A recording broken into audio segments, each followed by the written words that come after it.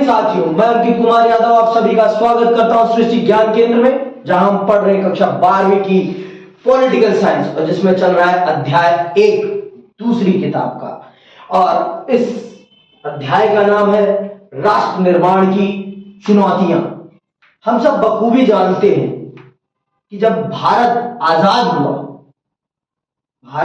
जब आजाद हुआ तो जैसा आज आपको दिखाई पड़ रहा है ऐसा नहीं था। जैसा आज आपको वर्तमान समय में ये जो भारत एकजुट आपको दिखता है, ये ऐसा भारत नहीं था। उस समय का भारत आपका पाकिस्तान से स्टार्ट होता था और यहां तक मणिपुर तक था। कहां तक था? पाकिस्तान से लेकर मणिपुर तक यह था भारत। यह अखंड भारत नहीं पहली बात, यह अंग्रेजी शासन के अंतर्गत का भारत है। अखंड भारत स्टार्ट होता है हिंदू कुश पर्वत से। कहां से? हिंदू कुश पर्वत। वो कहां है? अफगानिस्तान में। ठीक है, तो वहां से स्टार्ट होता है। तो ये है हमारा आजादी से 1947 से पहले का भारत। 1947 का भारत कहां से है? पाकिस्तान से लेकर मणिपुर तक। 565 ठीक है, हाँ 565 आपकी ये है 1947। 15 अगस्त 1947 से पहले का भारत इतना बड़ा था। 15 अगस्त 1947 का भारत इतना बड़ा था। डेट सुन लो फिर, 15 अगस्त 1947 से पहले का भारत पाकिस्तान के यहां से स्टार्ट होता था, पूरा पाकिस्तान से लेकर मणिपुर तक था। यह है हमारे भारत। कब? 15 अगस्त 1947 से पहले। ठीक है, 15 अगस्त को हम आजाद होते हैं और हमारी आजादी के साथ हम दो देशों में विभाजित हो जाते हैं। दो देशों में विभाजित हो जाते हैं और उन दो देशों का नाम होता है, एक का नाम होता है भारत और एक का नाम होता है पाकिस्तान। पाकिस्तान में जब हम आजाद होते हैं, इधर देखो, उसमें मत देखो, जब पाकिस्तान आजाद होता है तो पाकिस्तान दो हिस्सों में होता है। एक होता है आपका पश्चिमी पाकिस्तान और एक होता है आपका पूर्वी पाकिस्तान। कौन सा? पश्चिमी और पूर्वी। ये है आपका पश्चिमी पाकिस्तान, ये पाकिस्तान पश्चिमी पाकिस्तान कहलाता है और ये पाकिस्तान आपका पूर्वी पाकिस्तान कहलाता था। कब तक? 1971 तक। 1971 तक ये पाकिस्तान का पार्ट था। 1971 में ये क्या बन जाता है? बांग्लादेश। क्या बन जाता है? बांग्लादेश। नोट डाउन कर लो ये बातें, दोबारा नहीं बताऊंगा मैं, समझ में आई बात? ये आपका 1971 में क्या बन जाता है? बांग्लादेश। और 1971 से पहले क्या था? पूर्वी पाकिस्तान। कौन सा पाकिस्तान? पूर्वी पाकिस्तान। याद से फिर से सुन लो, कौन सा पाकिस्तान? पूर्वी पाकिस्तान। याद रखना ये, ठीक है। और ये कौन सा पाकिस्तान था? पश्चिमी पाकिस्तान। कब ये विभाजन हुआ? 15 अगस्त 1947 को। 15 अगस्त 1947 को भारत दो भागों में बंट जाता है। फिर भी भारत ऐसा नहीं था। भारत में उस समय कितनी देसी रियासतें थी? 565। लिख लेना, 565। आजादी के समय भारत में कितनी देसी रियासतें थी? 565। अब ये पूछो भैया, ये देसी रियासतें क्या होती हैं? पता है देसी रियासतें क्या होती हैं? नहीं भैया। पता है? पता है कृष्ण? आपको म्यूल आपको पता है? क्यों जतिन बताओ, थोड़ा बहुत जितना जानते हो उतना बताओ। कि मतलब उनका जो एक मतलब क्षेत्र है, उनके मतलब वो होते हैं, पर उनका जो लीडर है, हाँ, वो हमारे वो होते हैं ब्रिटिशर्स। हाँ ठीक, मान लो जैसे आज के टाइम पर पूरे देश को चलाने वाली एक सरकार है, उसको हम कौन सी सरकार कहते हैं? Central government. लेकिन हर स्टेट को कंट्रोल करने के लिए एक और सरकार है ना, उसे हम क्या कहते हैं? State government. क्या कहते हैं? State government. तो वैसे ही उस समय हमारे देश में बहुत सारी देसी रियासतें थी जिन पर राजाओं का राज था। जिन पर किसका राज था? राजाओं का राज था और वो राजा उस पर रूल करते थे। लेकिन वो लोग जो वो लोग सबसे ऊपर किसको मानते थे? अंग्रेज सरकार को। अंग्रेज सरकार के अंतर्गत वो लोग राज करते थे। तो ऐसे कितने थे? 565 थे। कितने? 565 ऐसे राजा थे जो ब्रिटिश क्राउन के अंतर्गत अपने क्षेत्रों पर राज्य करते थे, अपने क्षेत्रों पर राज्य करते थे। ठीक, ये बात समझ में आ गई। तो ऐसे थे। जब अंग्रेज जाने लगे भारत छोड़कर, अंग्रेज जब जाने लगे भारत छोड़कर, तो उन्होंने एक चाल चली। क्या चाल चली? भारत को पहली बात तो उन्होंने धर्म के आधार पर दो टुकड़ों में बांट दिया, भारत और पाकिस्तान में। भारत को और तोड़ने के लिए उन्होंने क्या किया? उन्होंने कहा कि ये जो देसी रियासतें हैं, ये जो 565 देसी रियासतें हैं, ये अगर चाहें तो भारत के साथ भी मर्ज हो सकती हैं, और ये अगर चाहें तो पाकिस्तान के साथ भी मर्ज हो सकती हैं, और अगर ये चाहें तो ये इंडिपेंडेंट भी रह सकती हैं, अर्थात कि अपने आप को आजाद घोषित एक नया देश भी बना सकती हैं। तो ये जो 565 देसी रियासतें थी, इनमें से बहुत सारी तो मान जाती हैं भारत में मर्ज होने के लिए, क्योंकि वहां जो रहने वाली जनता थी वो भारत में ही मर्ज होना चाहती थी, वो पाकिस्तान में मर्ज होना नहीं चाहती थी। लेकिन ऐसी 4 रियासतें होती हैं, ऐसी 4 रियासतें होती हैं जो नखरे दिखाती हैं। पहली होती है कश्मीर रियासत, दूसरी होती है आपकी यहां पर जूनागढ़। जूनागढ़ का नाम सुना हो कभी? नहीं सुना होगा। हैदराबाद था, और आपका इधर का एक स्टेट था, मणिपुर था या मिजोरम था। इनमें ये भारत में मर्ज होने से कतराते हैं। हैदराबाद तो अपने आप को कहता है कि हम इंडिपेंडेंट रहेंगे, ना पाकिस्तान में मर्ज होंगे ना भारत में। और ये जूनागढ़ जो था वो पाकिस्तान में मर्ज होना चाहता था, लेकिन राजा, जनता नहीं, जनता वहां की हिंदू थी, तो इसलिए इसको भारत में मर्ज कर लिया गया, जनता के समर्थन पर। सुनना, इन सब कामों को अंजाम किसने दिया है? इन सब कामों को अंजाम दिया है भारत के लौह पुरुष सरदार वल्लभ भाई पटेल, भारत के पहले गृह मंत्री जी ने, भारत के पहले गृह मंत्री, भारत के उप प्रधानमंत्री ने ये सारा काम किया है। आज जो ये आपको भारत कश्मीर से लेकर कन्याकुमारी तक जो दिखाई पड़ता है, जो गुजरात के कच्छ से लेकर यहां मणिपुर, नागालैंड, अरुणाचल प्रदेश तक जो आपको एकजुट दिखाई पड़ता है, इसको एकजुट करने में किसका सबसे बड़ा योगदान है? सरदार वल्लभ भाई पटेल का। किसका?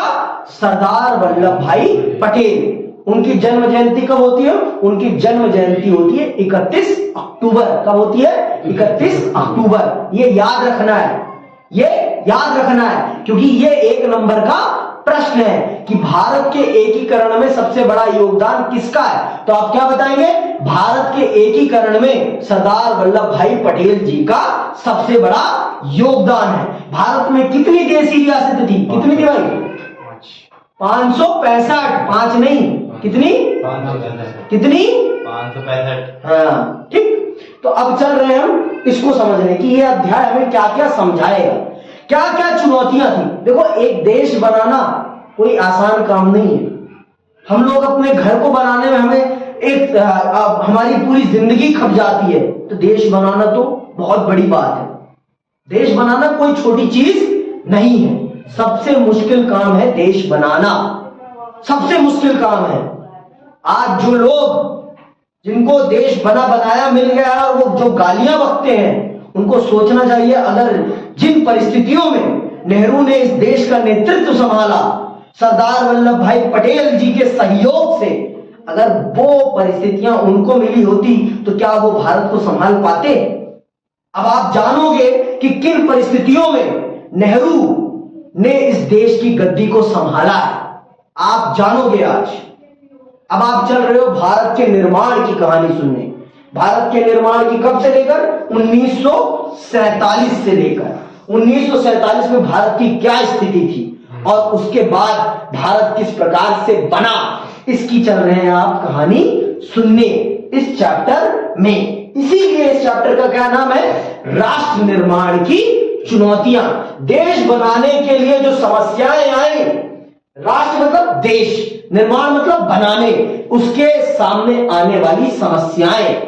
चैप्टर की हेडिंग से ही आप चैप्टर का जो चैप्टर में अंदर है उस चीज को समझ सकते हो, लेकिन इसके लिए पढ़ना आना चाहिए। आपको चीजों के बारे में पता होना चाहिए। जब आपको चीजें ही नहीं पता होंगी तो आप क्या जानोगे?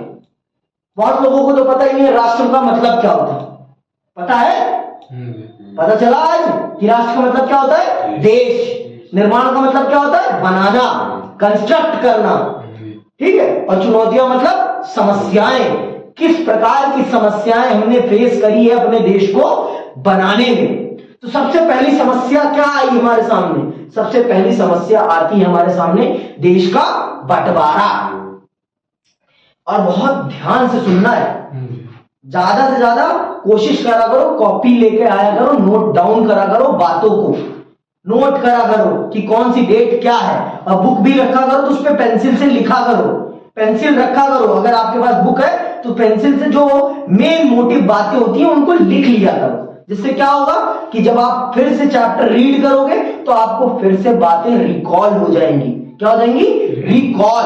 समझ में आई बात? तो चलते हैं और पढ़ते हैं कि इस अध्याय में हम क्या चल रहे हैं पढ़ने और क्या चल रहे हैं हम समझने। ये अध्याय हमें क्या क्या बताएगा भारत के बारे में। सुनिए, पहले तो जान लेते हैं इस अध्याय में क्या है। इस अध्याय में क्या है? आजादी।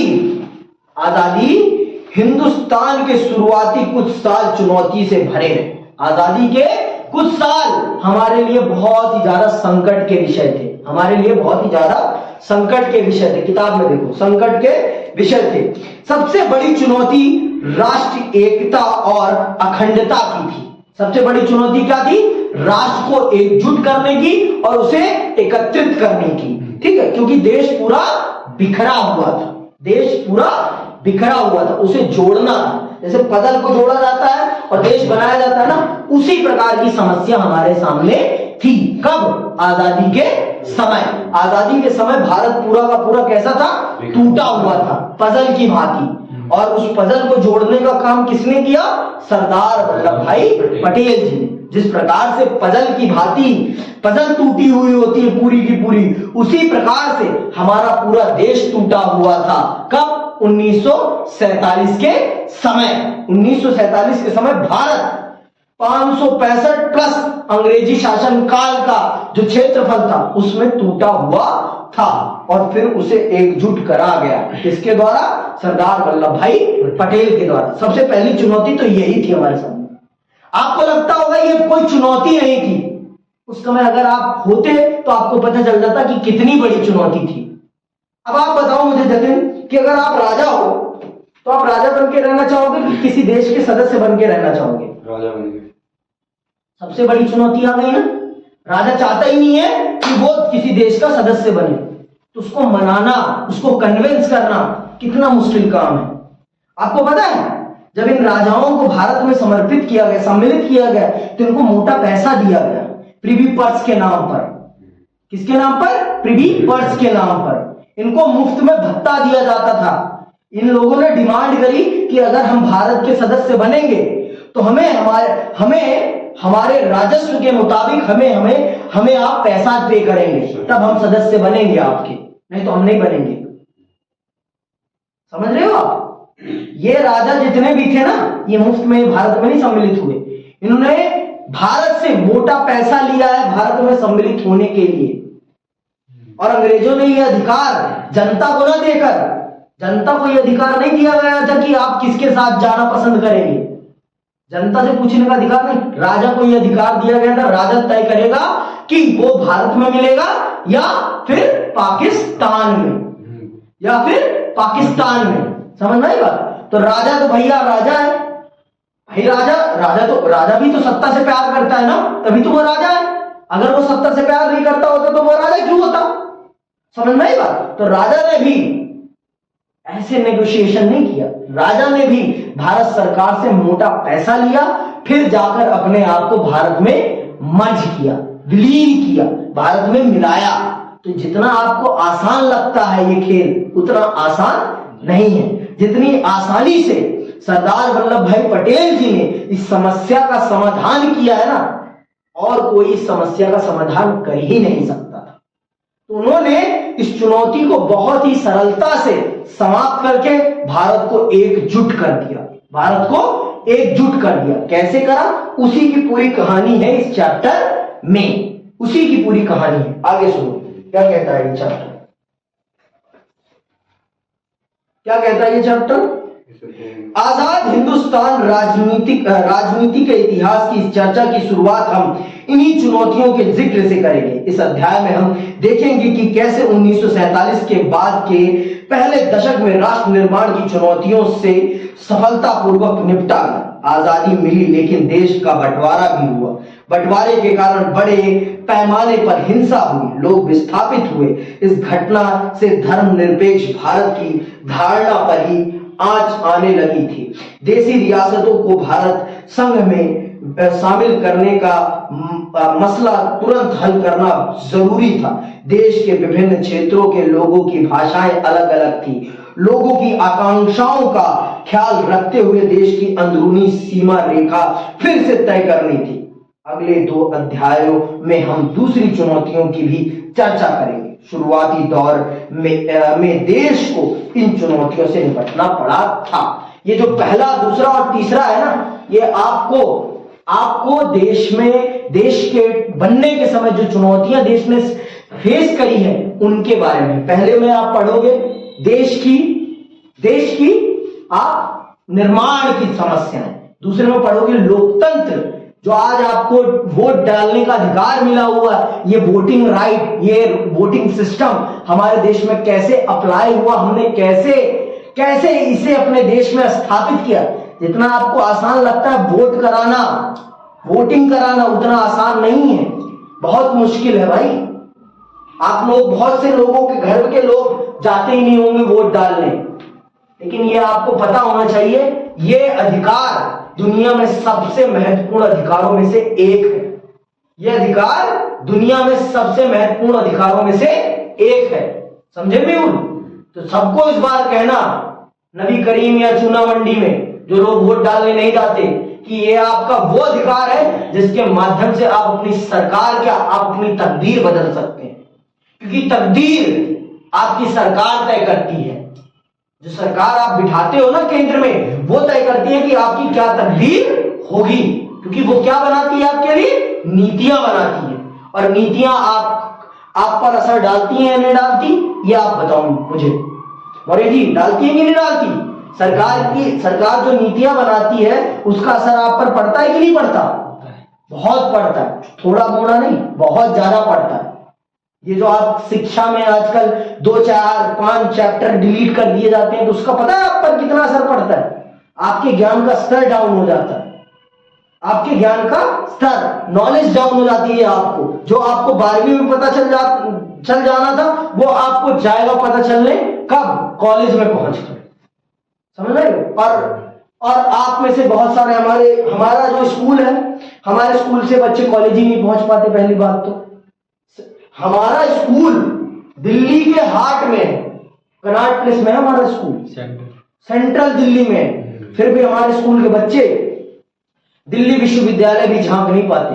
मैं सोल वालों की बात नहीं कर रहा हूं, सोल वाले पढ़ने नहीं जाते। पहली बात तो सोल वाले कॉलेज के स्टूडेंट नहीं होते। वो पहले बता दे रहा हूं, soul is not a college life, ठीक है? सोल से जो पढ़ते हैं वो विश्वविद्यालयी जीवन का आनंद नहीं उठाते, उन्हें विश्वविद्यालयी जीवन का कुछ भी अनुभव नहीं होता।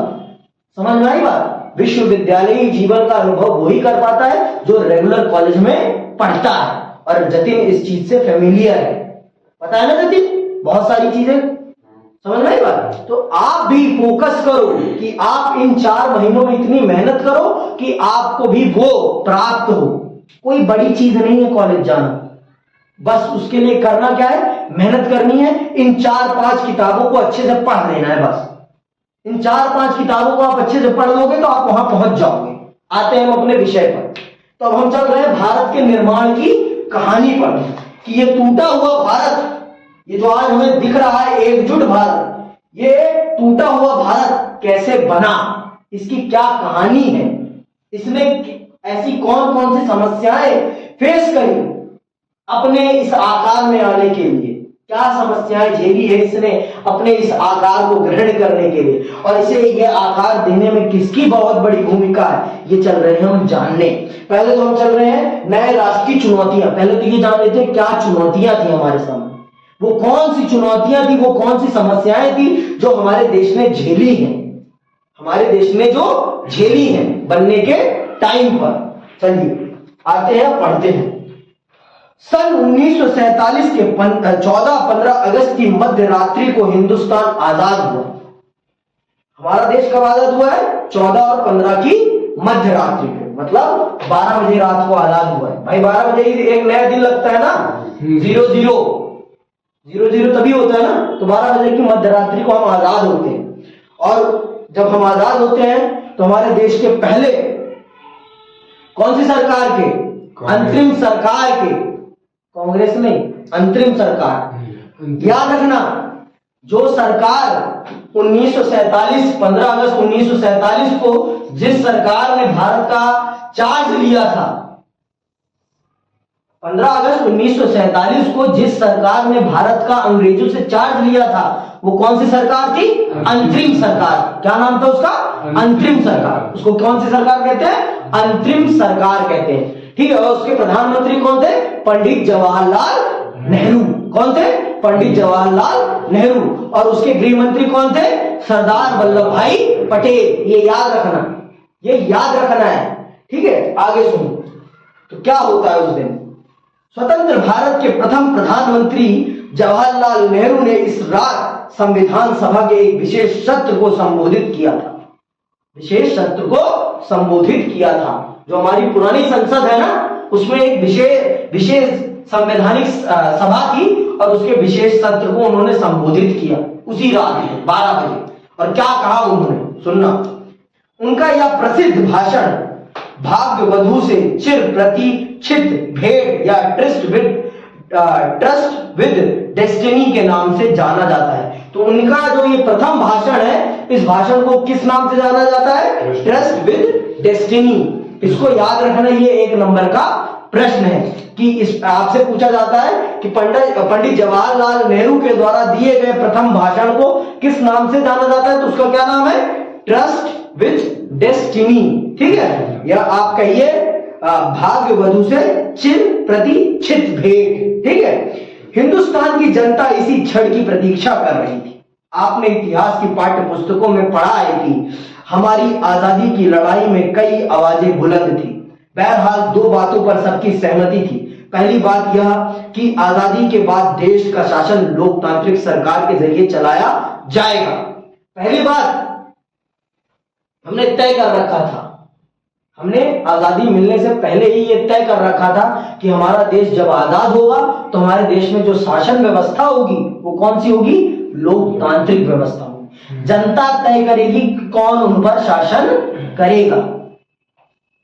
लोकतांत्रिक व्यवस्था क्या होती है? इसमें जनता चुनती है कि उनके ऊपर शासन कौन करेगा।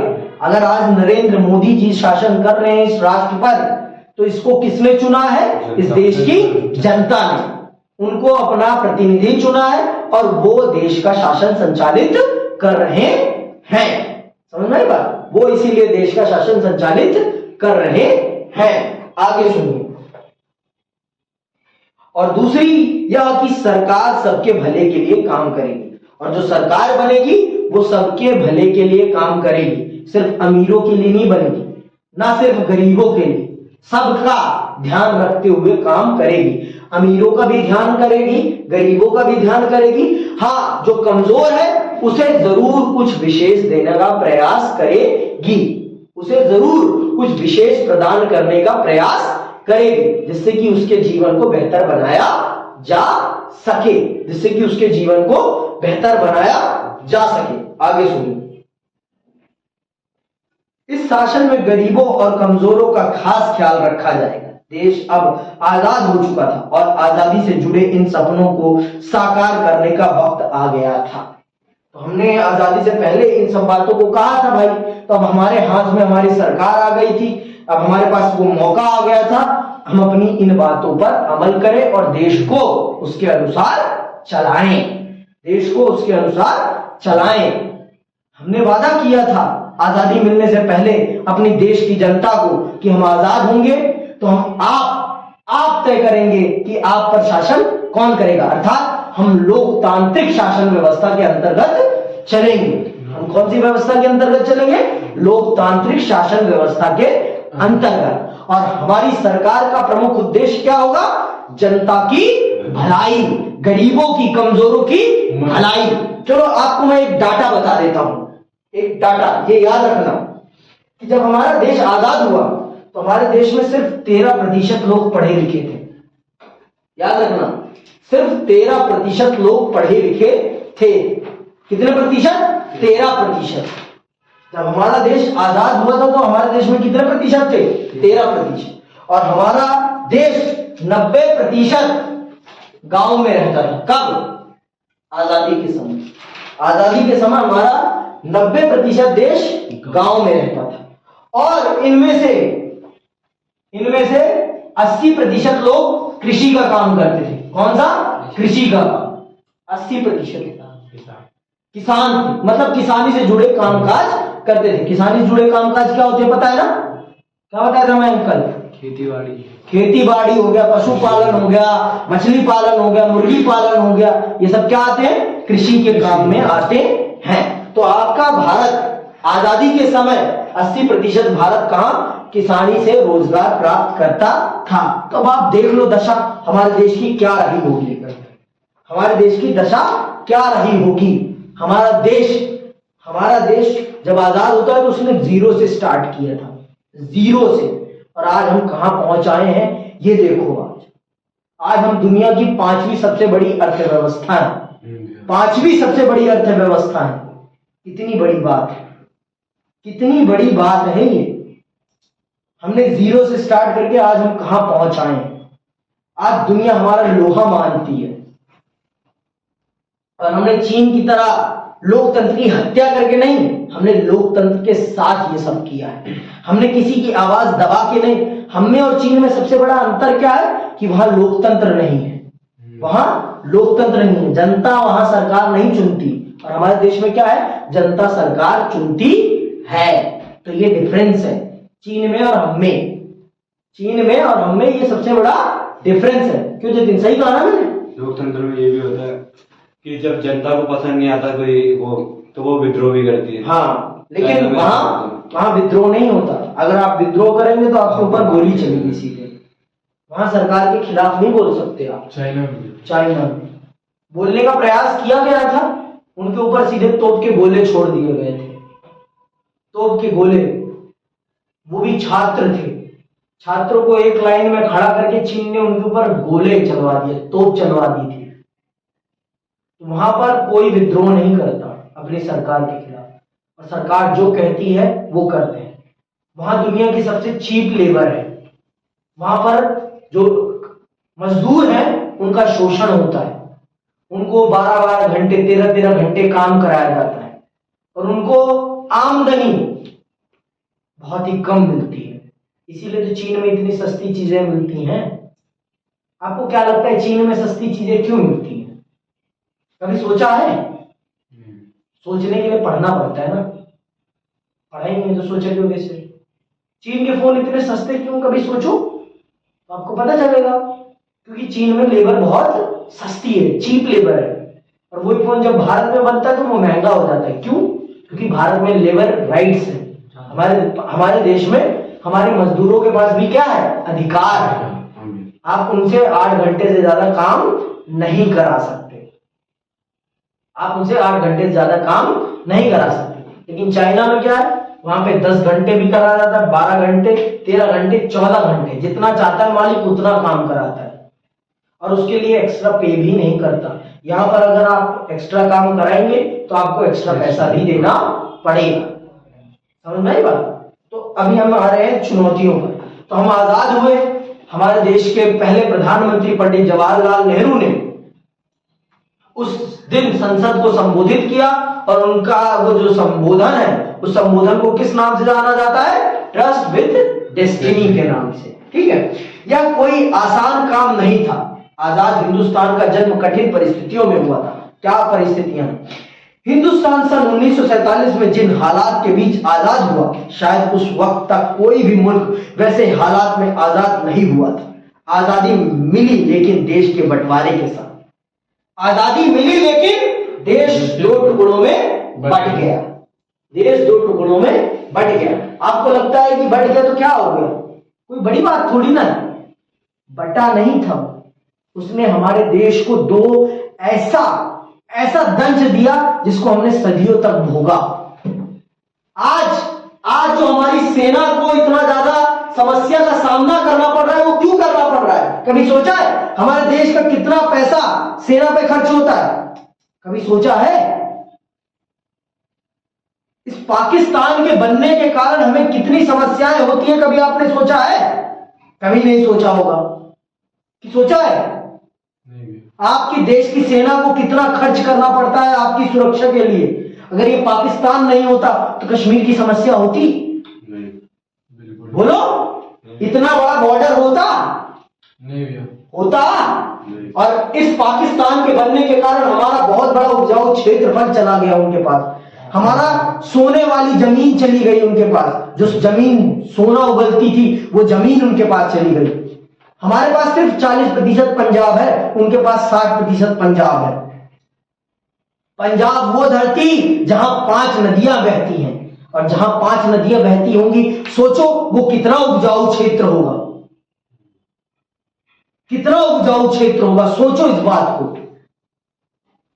हमारे देश के बहुत बड़े बड़े टूरिस्ट प्लेस चले गए उनके पास, हड़प्पा मोहनजोदाड़ो चला गया है उनके पास, हमारी सबसे प्राचीन सभ्यताएं, तक्षशिला चला गया हमारा, भारत का पहला विश्वविद्यालय, भारत का पहला विश्वविद्यालय तक्षशिला चला गया वहां पर। कैसे चला गया? तो पाकिस्तान का बनना भारत माता को चीर देना था, भारत माता के हृदय को चीरना था पाकिस्तान का बनना। पाकिस्तान का बनना कोई आम बात नहीं है, और पाकिस्तान का धर्म के नाम पर बनना वो सबसे बड़ी दिक्कत के विषय है। आज हमारे देश में जो मुसलमानों के ऊपर हम उंगली उठा देते हैं, ये क्यों उठती हैं? इसी के कारण उठती है, इसी के कारण उठती है। बहुत लोग उठा देते हैं ना, अगर कोई पाकिस्तान भारत सरकार पर कोई प्रश्न उठा देता है तो हमारे देश के लोग क्या कहते हैं? चला जा पाकिस्तान। हम उनकी लॉयल्टी पे सवाल उठा देते हैं ना, कि तुम वफादार नहीं हो, तुम वफादार नहीं हो। और अगर आप में से मैं किसी को कह रहा हूं कि तुम वफादार नहीं हो, तुम वफादार नहीं हो, तो उसे कैसा लगेगा? अच्छा लगेगा? वो वफादार है फिर भी मैं उसे कहूं कि तुम वफादार नहीं है, तो उसे कैसा लगेगा भाई? बताओ। बहुत बेकार लगेगा ना। उसका मन करेगा कि मैं वफादार होते हुए भी मुझे गालियां खानी पड़ रही है, तो मैं वफादारी छोड़ देता हूं, मैं भी गलत रास्ते पे निकल चलता हूं। आई बात समझ में? आज जो हमारे देश में हिंदू मुस्लिम चलता है, इसके पीछे भी इस चीज का बहुत बड़ा योगदान है, इस समय की परिस्थितियों का बहुत बड़ा योगदान है। इस 1947 के विभाजन ने भारत की यह समस्या पैदा करी है। ये जो आज भारत में जो समस्या और पाकिस्तान में भी जो समस्या है हिंदू मुस्लिम की, ये पैदा होने में इसी चीज ने सबसे बड़ी भूमिका निभाई है। समझ में आई बात? आज जो आपको ये हिंदू मुस्लिम दोनों देशों में देखने को मिलता है, जो एक दूसरे के खून के प्यासे आपको दिखते हैं, दोनों देशों को अपनी सेनाएं खड़ी करनी पड़ी है। पता है सेना के नाम पर कितना खर्चा हो रहा है? जो पैसा आपके देश के विकास पर खर्च होना था, जो पैसा आपके विकास पर खर्च होना था, आपके लिए स्कूल बनने पे, विद्यालय विश्वविद्यालय बनने के, हॉस्पिटल कॉलेजेस, इन सब चीजों पे के लिए था, वो कहां खर्च हो रहा है? सेना पे खर्च हो रहा है, बम बनाने पे खर्च हो रहा है।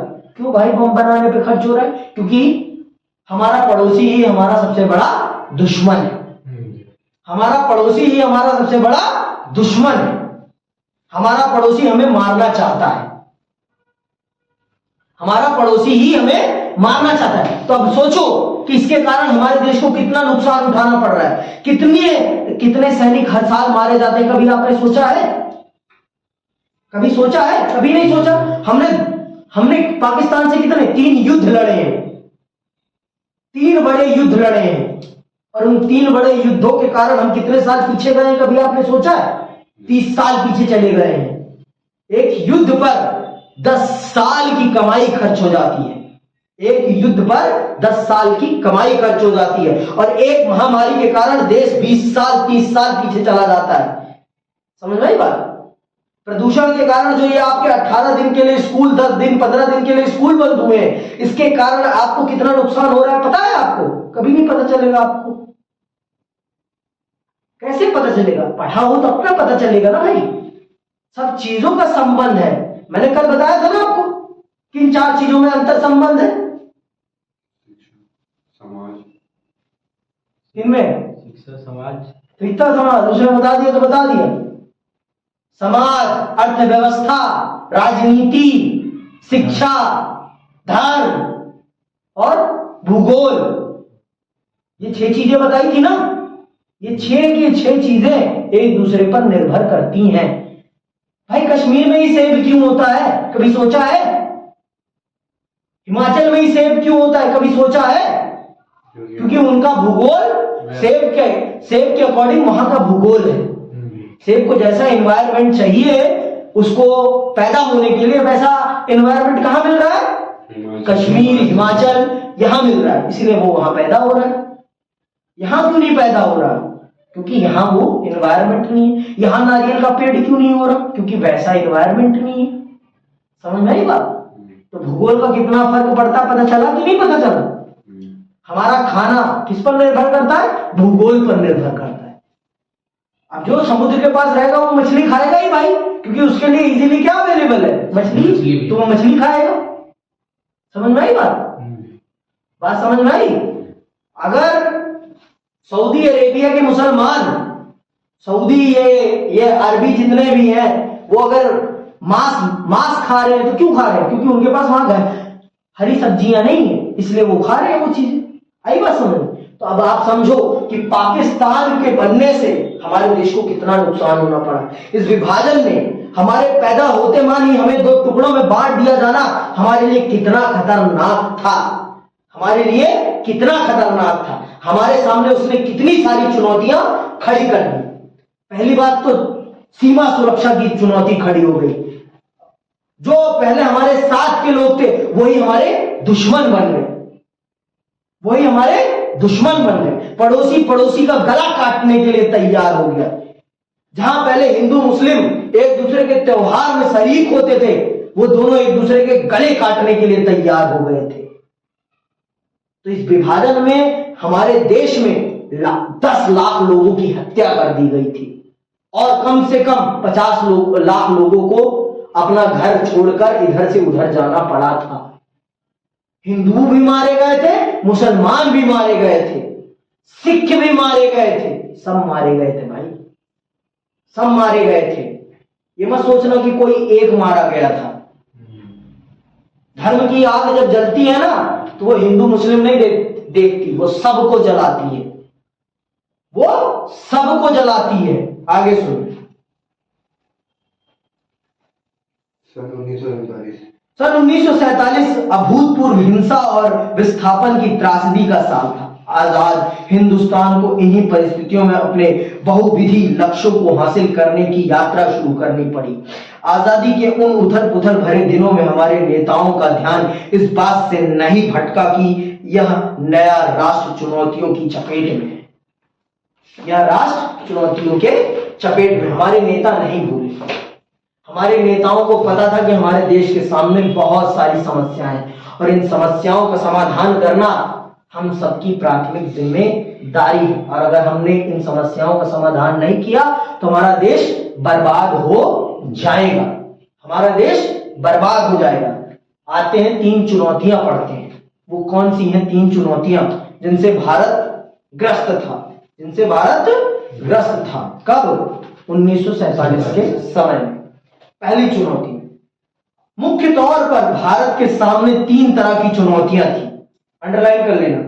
पहली और तात्कालिक चुनौती एकता के सूत्र में बंधे एक ऐसे भारत को गढ़ने की थी जिसमें भारतीय समाज की सारी विविधताओं के लिए जगह हो। भारत अपने आकार और विविधता में किसी महादेश के बराबर था। यहाँ अलग अलग बोली बोलने वाले लोग थे, उनकी संस्कृति अलग थी और वे अलग अलग धर्मों के अनुयायी थे। उस वक्त आमतौर पर यही माना जा रहा था कि इतनी विविधताओं से भरा हुआ कोई देश ज्यादा दिनों तक एकजुट नहीं रह सकता। विविधता का मतलब समझते हो कि नहीं समझते? डाइवर्सिटी का मतलब समझते हो? विविधता, हाँ जानते हो विविधता? हाँ विविधता, विविधता, डाइवर्सिटी जानते हो भाई साहब? विविधता क्या होती है? विविधता डाइवर्सिटी क्या है? डाइवर्सिटी ये बताओ ना। हाँ तो वही तो पूछ रहा हूँ। अलग अलग तरह के लोग जहाँ रहते हैं, अलग अलग तरह के, मतलब अलग। आप कौन सी भाषा बोलते हो? हिंदी बोलते हो? कौन सी भाषा बोलते हो? हिंदी। घर पे कौन सी बोलते हो? हिंदी बोलते हो? पक्का कि अवधी बोलते हो? हाँ अवधी नहीं बोलते? चलो कोई नहीं। यहाँ कौन सी भाषा बोली जाती है? महाराष्ट्र में कौन सी बोली जाती है? अरे बोलो ना। मराठी। मराठी। गुजरात में कौन सी बोली जाती है? राजस्थान में राजस्थानी। ठीक है। उत्तर प्रदेश में भोजपुरी। ब्रज बोली जाती है, अवधी बोली जाती है, भोजपुरी बोली जाती है। ठीक है। कौन कौन सी? ब्रज, अवधी, भोजपुरी। ठीक है। हरियाणा में हरियाणवी, पंजाब में पंजाबी। तो अब समझ में आ रहा है कि कितनी विविधता है। और सबका खाना कल्चर अलग है कि नहीं है? ये है विविधता। जहां भाषाएं अलग हैं, जहां लोगों का धर्म अलग है, जहां लोगों का पहनावा अलग है, जहां लोगों का खान पान अलग है। समझ में आई बात? इसे कहते हैं विविधता। आपको पता है इस्लाम में कजन बहन से शादी हो जाती है, पता है कि नहीं पता? पता है कि वो अपनी कजन से शादी कर लेते हैं। तो ये भी है, ये है कल्चरल डाइवर्सिटी। कल्चरल, इसे कहते हैं कल्चरल डाइवर्सिटी। कोई कुछ पहनता है, कोई कुछ पहनता है। आप यहां चले जाओगे साउथ में जाओगे तो लोग यहां लुंगी पहन के घूमेंगे, है ना? यहां देखोगे, यहां लुंगी बांधने का तरीका अलग है। यहां लुंगी ऐसे बांधी जाती है और यहां लुंगी कैसे बांधी जाती है? यहां धोती बांधी जाती है। यहां लुंगी पहनी जाती है, यहां धोती पहनी जाती है इन क्षेत्रों में। तो ये है डाइवर्सिटी, ये है विविधता। आप समझ गए विविधता किसे कहते हैं? जहां भाषाएं अलग अलग हैं, कुछ ही दौर पे रहने वाले। यहां देखो, यहां बोले जाने वाली, यहां 3 भाषाएं बोली जा रही। एक ही देश, एक ही क्षेत्र में, एक ही राज्य में 3 भाषाएं बोली जा रही है। एक ही राज्य में 3 भाषाएं बोली जा रही। और भाषा सबसे बड़ी विविधता का कारण होती है, ये जान लो आप। क्योंकि भाषा क्या है? भाषा आपकी स्वतंत्रता को व्यक्त करने वाला माध्यम है। अगर मैं आपसे आपकी भाषा छीन लूंगा तो आप कुछ कर पाओगे? हाँ बोलो भाई। क्योंकि भाषा के माध्यम से तो आप अपने विचारों को व्यक्त कर रहे हो ना। और भाषा ही नहीं रहेगी तो आप व्यक्त कर पाओगे? अब किसी अंग्रेज के सामने अपनी बात को बता पाओगे उसे? क्यों नहीं बता पाओगे? क्योंकि उसकी भाषा अलग है और आपकी भाषा अलग है। तो दोनों एक दूसरे को सिर्फ कैसे सांकेतिक भाषा में समझाओगे। वहां भी भाषा चाहिए। वहां कौन सी भाषा है? सांकेतिक भाषा। वहां कौन सी भाषा है? सांकेतिक भाषा। बिना भाषा के इंसान नहीं रहता, इंसान भी जानवर बन जाता है।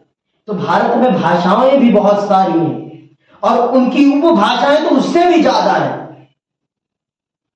बिहार में पता है कितनी भाषाएं हैं? बिहार में भी 3 भाषाएं। बिहारी तो है ही नहीं कोई भाषा। बिहार में रहने वालों को बिहारी कहा जाता है बस। ठीक है। जैसे उत्तराखंड में रहने वालों को क्या कहा जाता है? गढ़वाली और कुमाऊं। कुमाऊं तो कम ही कहते हैं, गढ़वाली कहते हैं ज्यादातर, है ना? ठीक है। और जैसे बंगाल में रहने वाले को क्या कहते हैं? बंगाली। क्यों कह रहे हैं? वो बंगाल में रह रहे हैं। पंजाब में रहने वालों को हम पंजाबी कहते हैं, हरियाणा में रहने वाले हरियाणवी कहते हैं, राजस्थान में रहने वालों को राजस्थानी कहते हैं। क्यों कह रहे हैं हम ये? वही भाषा बोलते हैं। क्योंकि उनकी वो भाषा है, उनकी वो पहचान है। समझ में आई बात? तो भारत इतनी सारी विविधताओं से भरा हुआ था। भारत एक ऐसा फूलों का गुच्छा था जिसमें हर रंग के फूल थे, हर रंग के फूल थे, और हमें इन्हें एक माला में पिरोना था, और उस माला का नाम क्या था? भारत। उस माला का नाम क्या था? भारत। इन अलग अलग रंगों के फूलों को भारत नाम की माला में हमें पिरोना था, और उसे किसे पहनाना था? मां भारती को पहनाना था। किसे? मां भारती को। समझ में आ गई बात? तो इस काम को करने में सबसे बड़ी भूमिका किसने निभाई? इस काम को करने में सरदार वल्लभ भाई पटेल जी ने सबसे बड़ी भूमिका निभाई। इस पूरे भारत को, अलग अलग रंगों को, अलग अलग फूलों को, अलग अलग भाषाओं को, अलग अलग खानों को, कपड़ों को, रीति रिवाजों को एक सूत्र में बांधकर उन्होंने भारत माता के गले में पहना दिया। भारत माता के गले में पहना दिया आपने। अच्छा, हमारे पास कितने मौलिक अधिकार हैं? ऐसा तमाशा मारूंगा ना। कितने हैं? कौन कौन से? 6 है? पक्का? बताओ बताओ भाई, मेहुल बताओ। पहला है स्वतंत्रता का अधिकार। दूसरा कौन सा? समानता का अधिकार।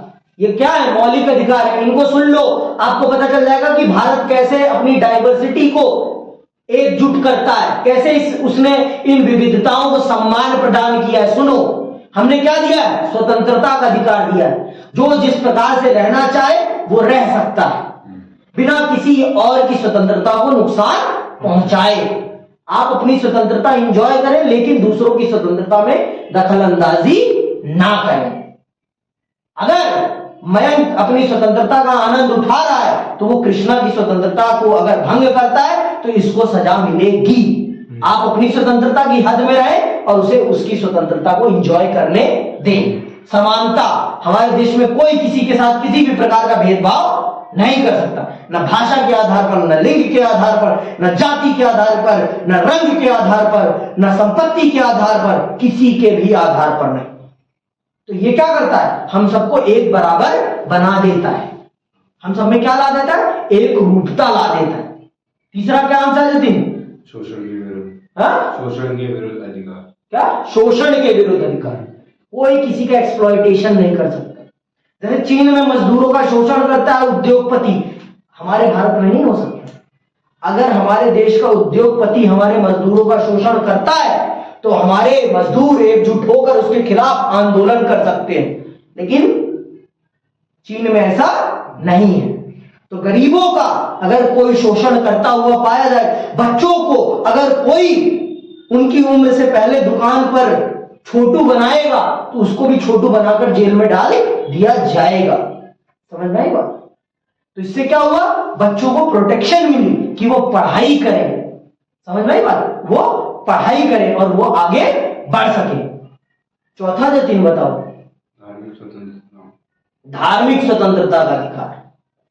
इससे क्या हुआ भाई? इससे क्या हुआ?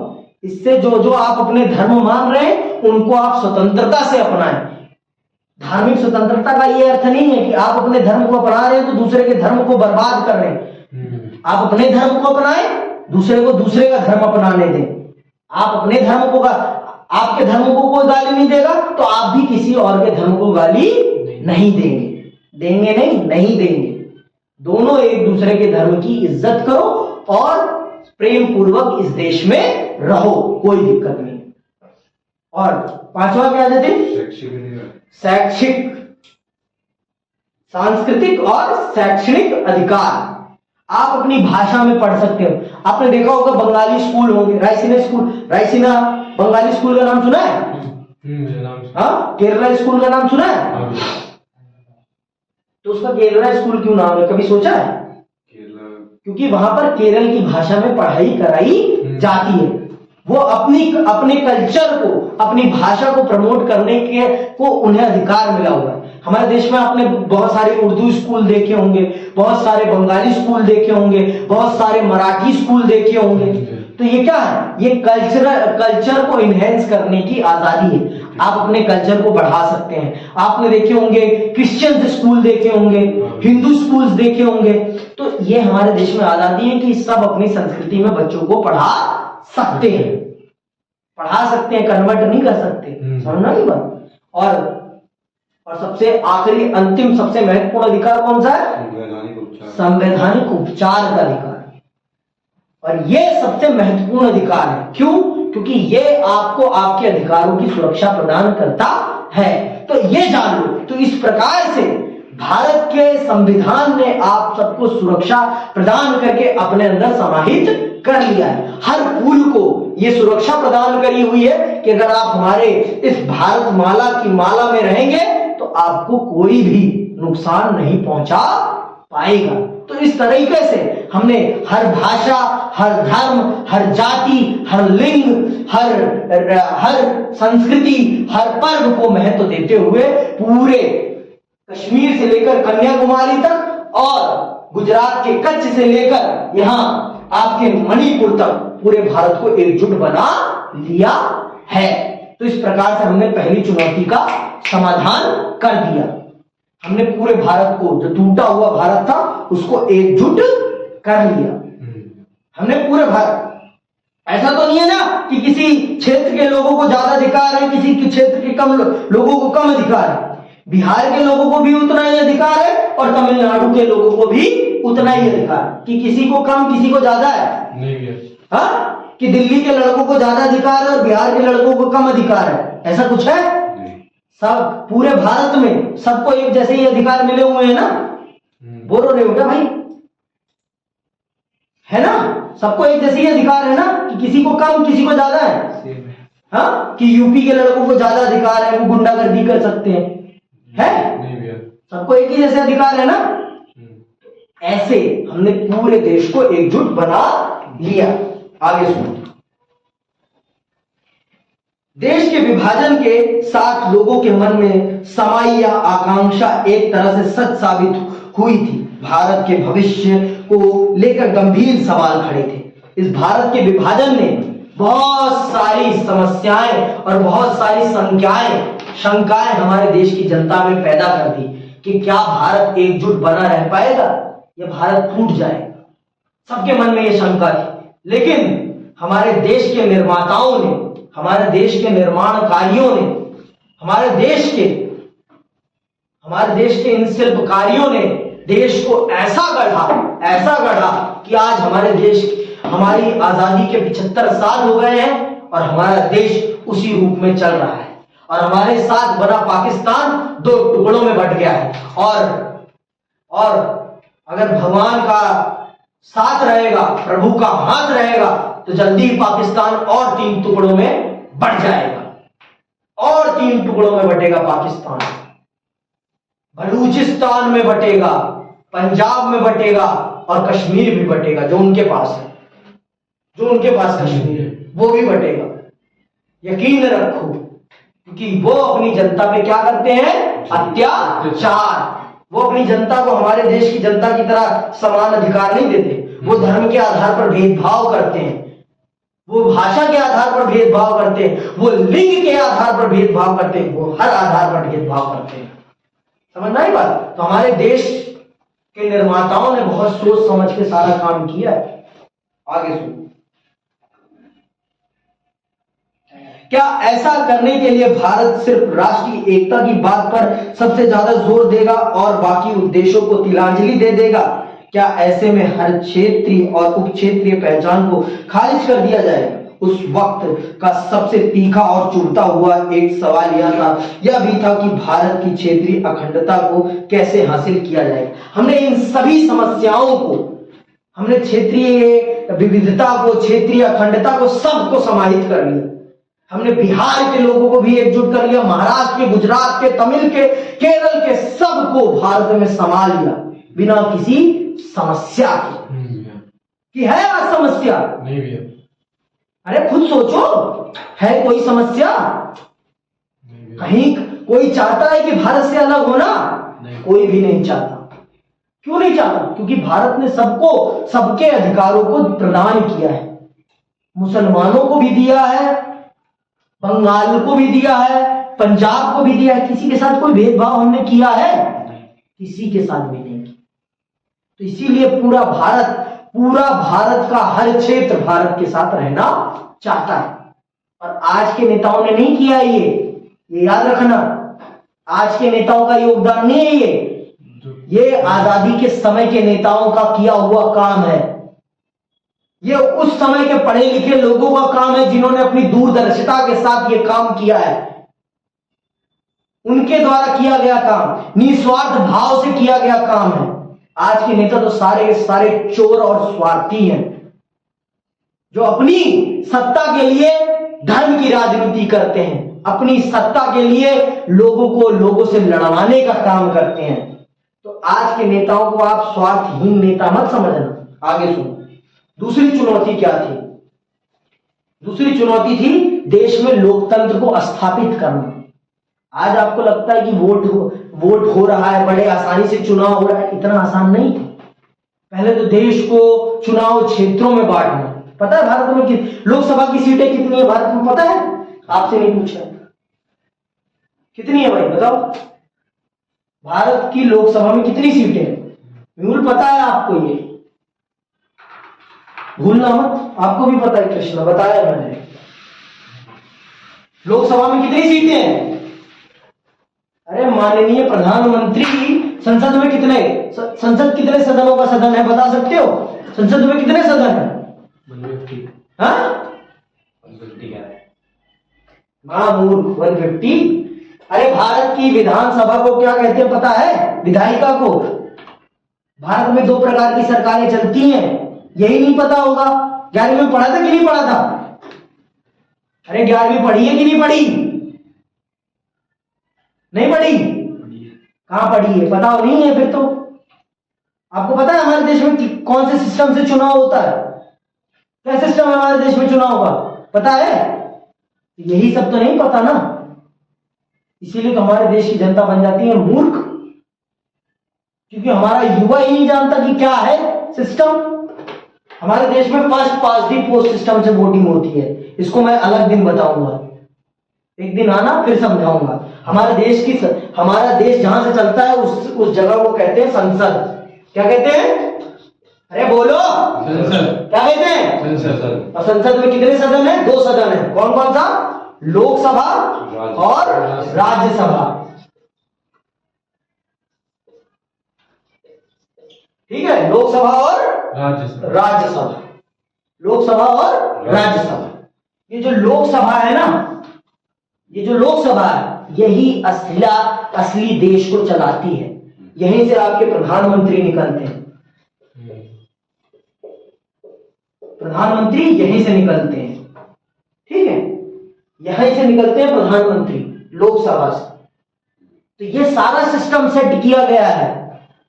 दूसरी चुनौती में कि हमारा देश कैसे चलेगा, ये मैं अगले चैप्टर में पढ़ाऊंगा। बहुत आसान। पहली बात तो हमने ये डिसाइड किया कि किसको वोटिंग का राइट मिलेगा, कौन चुनाव लड़ सकता है। ये सब हमने अपने संविधान में लिखा बनाया, तब जाकर हमने इलेक्शन सिस्टम अडॉप्ट किया है। हमारे देश में वोट डालने की उम्र क्या है? 18 साल। क्या हमारे देश में धर्म के आधार पर, जाति के आधार पर, लिंग के आधार पर किसी को वोट डालने से रोका जाता है? सबको है ना अधिकार, चाहे आप किसी भी जाति के हो, चाहे आप अमीर हो, चाहे आप गरीब हो, चाहे आप कहीं के भी हो, पर अगर आप भारत के हैं तो आपको वोट डालने का अधिकार मिलेगा। सिर्फ एक आधार पर हमारे देश में वोट नहीं डाल सकते। क्या जतिन? मानसिक रूप से आप जब अस्वस्थ हो, अगर आपका दिमाग ठीक नहीं है, जैसे हमारे सामान्य शब्दों में पागल कहा जाता है, उसी व्यक्ति को वोट डालने का अधिकार नहीं है। नहीं तो हर व्यक्ति को वोट डालने का अधिकार है, चाहे वो अपंग हो, चाहे कैसा भी हो, दिव्यांग जिसे कहते हैं, जिसके पास कुछ भी अंग नहीं है, अगर उसके पास दिमाग है, उसका दिमाग काम करने लायक है, तो वोट डाल सकता है, चाहे वो किसी भी जाति का हो, चाहे वो किसी भी धर्म का हो। तो हमने ये, आपको पता है हमारे देश में एक वोटिंग लिस्ट आती है, और उस लिस्ट में जिसका नाम होता है वही वोट डाल सकता है। पता है कि नहीं पता? तो ये सब बनाना पड़ा, हमें सिस्टम सेट करना पड़ा। हमने अपने देश को लोकसभा की सीटों में बांटा, विधानसभा की सीटों में बांटा, तब जाके इलेक्शन हुआ। हमने एक इलेक्शन सिस्टम बनाया अपने देश के लिए, फिर जाके हमने इस इलेक्शन कराया। जितना आसान लगता है उतना आसान नहीं है मेरे भाई। अब आपको पता ही नहीं है कि क्या क्या सिस्टम है हमारे देश में वोटिंग का, हमारे देश की लोकसभा की सीटों में कितने सदस्य हैं, अच्छा हमारे देश में कितने राज्य हैं, ये पता है कि नहीं पता? मयंक पता है भाई कितने हैं? 29 है, 27 कितने हैं? 28। और क्यों कितनी यूनियन टेरिटरीज है केंद्र शासित प्रदेश? 8 उस दिन बताया था, ठीक है? कितने? 8, 28 राज्य और 8 केंद्र शासित प्रदेश। अच्छा दिल्ली में कितनी विधानसभा की सीटें हैं पता है? विधानसभा और लोकसभा में अंतर समझते हो कि नहीं समझते? नहीं समझते ना? समझते हो कि नहीं समझते? चलो एक दिन मैं ये भी बताऊंगा आपको। तो ये सब चीजें करना पड़ा, तब जाकर दूसरी समस्या का समाधान, तब जाकर हमारे देश में लोकतंत्र स्थापित हुआ। जनता को समझाया गया कि क्या है विधानसभा, क्या है लोकसभा, किसको वोट डालना है, किसको नहीं डालना, ये सब बताया गया। तब जाकर जनता को समझ में आया। समझ में आई बात? अभी मैं बताना स्टार्ट करूंगा ना तो ये 2 घंटे की क्लास हो जाएगी। अभी भी कम से कम 45, 40, 50 हो गए होंगे, ठीक है? आई बात समझ में? इतना आसान नहीं है भाई, ठीक है? अच्छा चलो एक बार के लिए मैं बता ही देता हूं, नहीं तो मोटा मोटी बता देते हैं, ठीक है?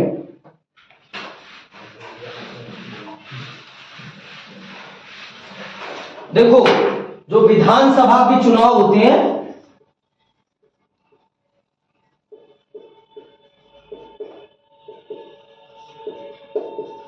विधानसभा चुनाव, विधानसभा के चुनाव में हम कौन सी सरकार का चयन करते हैं? राज्य की सरकार। जो यूपी की सरकार है, दिल्ली की सरकार है, पंजाब की सरकार है, ये कौन सी सरकारें हैं? विधानसभा की सरकार है। राज्य सरकारें जो होती हैं वो कौन सी सरकारें होती हैं? विधानसभा सरकारें होती हैं। कौन सी होती है? विधानसभा सरकार। और जो लोकसभा की सरकार होती है वो केंद्र सरकार होती है। लोकसभा की सरकार को हम केंद्र सरकार कहते हैं। क्या कहते हैं? केंद्र सरकार। नरेंद्र मोदी किस सरकार के प्रधानमंत्री हैं? केंद्र सरकार की, लोकसभा के। समझ में आ गई बात? वो पूरे भारत के हैं, लेकिन योगी आदित्यनाथ कहां के हैं? उत्तर प्रदेश के। उत्तर प्रदेश विधानसभा के मुख्यमंत्री हैं। पंजाब के कौन है मुख्यमंत्री? भगवंत मान। और दिल्ली के कौन है? अरविंद केजरीवाल। दिल्ली विधानसभा के मुख्यमंत्री कौन है? अरविंद केजरीवाल। देश में मुख्यमंत्री तो बहुत सारे हैं ना, लेकिन प्रधानमंत्री तो सिर्फ एक ही है, और वो कौन है? नरेंद्र मोदी, सॉरी, ठीक है? तो जो लोकसभा का चुनाव होता है वो पूरे देश के लिए होता है, और विधानसभाओं का चुनाव, जैसे आज के टाइम पे कौन कौन से राज्यों में चुनाव चल रहा है बता सकते हो मुझे? कौन कौन से में? केरला। इसका नाम सुना है? केरला किसने कहा? किसने कहा? नहीं है केरला। इसका नाम बताओ। राजस्थान। इसका नाम बताओ। मध्य प्रदेश। इसका नाम क्या है? कलकत्ता। ये छत्तीसगढ़। यहाँ ये इन 3 राज्यों में और एक इनमें से मणिपुर में मणिपुर में नहीं चल रहा है यार, मेघालय में है चुनाव, ठीक है? और मेघालय में चुनाव। तो ये भारत के इन 4 विधानसभाओं के लिए चुनाव हो रहा है। राजस्थान विधानसभा का चुनाव हो रहा है, मध्य प्रदेश विधानसभा, छत्तीसगढ़ की विधानसभा और मणिपुर का, मेघालय की विधानसभा का चुनाव। मेघालय या मिजोरम, इन्हीं में से एक का है, पक्का नहीं मुझे, ठीक है? मेघालय या मिजोरम की विधानसभा का चुनाव हो रहा है। अभी 2024 में जो चुनाव आएगा वो कौन से है? लोकसभा का चुनाव है, जिसमें हम किसका चुनाव करेंगे? देश के प्रधानमंत्री। अब समझ में आ गया कि लोकसभा और विधानसभा में क्या अंतर है? लोकसभा में हम प्रधानमंत्री को चुनते हैं और विधानसभा में हम किसको चुनते हैं? मुख्यमंत्री को, सीएम को, राज्य की सरकार को चुनते हैं। Difference clear? पक्का? तो ये सारा सिस्टम बताना पड़ा था दूसरी चुनौती में हमारी देश की जनता को। दूसरी चुनौती में हमने लोकतंत्र को स्थापित किया। दूसरी चुनौती क्या थी? लोकतंत्र की स्थापना की। अब समझ में आया? बेड़ा करके तो नहीं है? बात समझ में आ गई? क्लास में ये समझते हो? स्कूल वाले में भी पूछ लिया करो, पढ़ाते होंगे प्रीतम सर, आप लोग सुनते ही नहीं होंगे पहली बात। ठीक से नहीं पढ़ाते। अच्छा, मैं भी वहीं से पढ़ा हूं भाई। हैं? चाचा कह के भाग जाते होंगे, है ना? चाचा ही कहते हो ना? नहीं फिर सर। सर, अच्छा, इतने उस्ताद हो ना बच्चे, उतना मैं भी हूँ थोड़ा बहुत, ठीक है। आगे सुन, दूसरी पढ़ देता हूँ ना पूरा, सुन लेना। दूसरी चुनौती लोकतंत्र को कायम करने की थी। आप भारतीय संविधान के बारे में पहले ही पढ़ चुके हैं। आप जानते हैं कि संविधान में मौलिक अधिकारों की गारंटी दी गई है और हर नागरिक को मतदान का अधिकार दिया गया है। भारत ने संसदीय शासन पर आधारित प्रतिनिधित्व मूलक लोकतंत्र को अपनाया। इन विशेषताओं से यह बात सुनिश्चित हो गई कि लोकतांत्रिक ढांचे के भीतर राजनीतिक मुकाबले होंगे। लोकतंत्र को कायम करने के लिए लोकतांत्रिक संविधान जरूरी होता है, लेकिन इतना भर ही काफी नहीं होता। चुनौती यह भी थी कि संविधान से मेल खाते लोकतांत्रिक व्यवहार बर्ताव चलन में आए। जैसा हमने संविधान में लिखा है वही सिस्टम हम जमीन पर भी उतार पाए, ऐसा हमने लोकतंत्र अपनाना था। अब आते हैं हम तीसरी चुनौती जो देश के सामने थी। भाई सिर्फ देश बना लेने से, देश में चुनावी सिस्टम बना लेने से तो देश नहीं चलने वाला था। देश चलाने के लिए क्या चाहिए होता है? पैसा। पैसा करती है तू, पैसे पे क्यों मरती है चाहिए था। तो पैसा कमाने का भी तो व्यवस्था करना था ना भाई, नहीं तो देश कैसे चलता, देश की गरीबी कैसे दूर होती। समझ में आई बात? ऐसा नहीं है कि हमारे देश में संसाधनों की कमी थी। हमारा देश सबसे ज्यादा संसाधन संपन्न था, तभी अंग्रेज इसे लूटने आए थे। हमारे देश के पास सबसे ज्यादा नेचुरल रिसोर्सेज है। नेचुरल रिसोर्स समझते हो? प्राकृतिक संपत्ति। सोने की चिड़िया ऐसी नहीं है भारत, यहाँ पर बहुत सारी प्राकृतिक संपत्ति। जितना हमारे देश में कृषि भूमि है, उतनी कृषि भूमि, उतनी उपजाऊ, उतनी योग्य कृषि भूमि दुनिया में किसी के पास नहीं है। योग्य मैंने बोला है, ठीक है।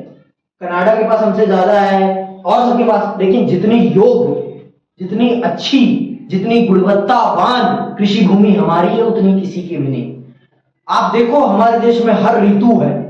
हमारे देश में गर्मी भी है, ठंडी भी है, बरसात भी है। किसी देश में है ऐसा? आप ये मत मानना कि पाकिस्तान में तो है भैया, पाकिस्तान बांग्लादेश में भी तो है। पाकिस्तान बांग्लादेश भारत से अलग नहीं है। ये पूरा का पूरा एरिया भारत में ही आता है। ये भारत, इसे भारत महाद्वीप कहते हैं। क्या कहते हैं? Indian ocean. समझ में आई बात? तो ये भारत का ही पार्ट है पूरा। ये पूरा का पूरा क्या है? भारत का पार्ट है। तो जो चीजें भारत में होती है वो चीजें यहाँ पे भी होती हैं, सेम सिस्टम से, ठीक है। तो इनको भारत में, ये मत कहना भैया पाकिस्तान में भी तो है बरसात, सब कुछ तो होता है।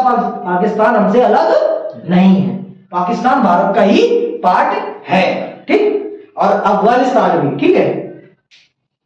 समझ रही बात? तो भैया हमें जो ये हमारे प्राकृतिक रिसोर्स थे, इनको इस काबिल बनाना था जिससे कि हमारे देश की कमाई हो, और जिस कमाई करके हम अपनी गरीब जनता को उस गरीबी से निकालकर उन्हें संपन्न बना सकें, उनकी फटी चड्डी से उन्हें फुल चड्डी पहना सकें, जिससे कि देश को आगे बढ़ाया जा सके।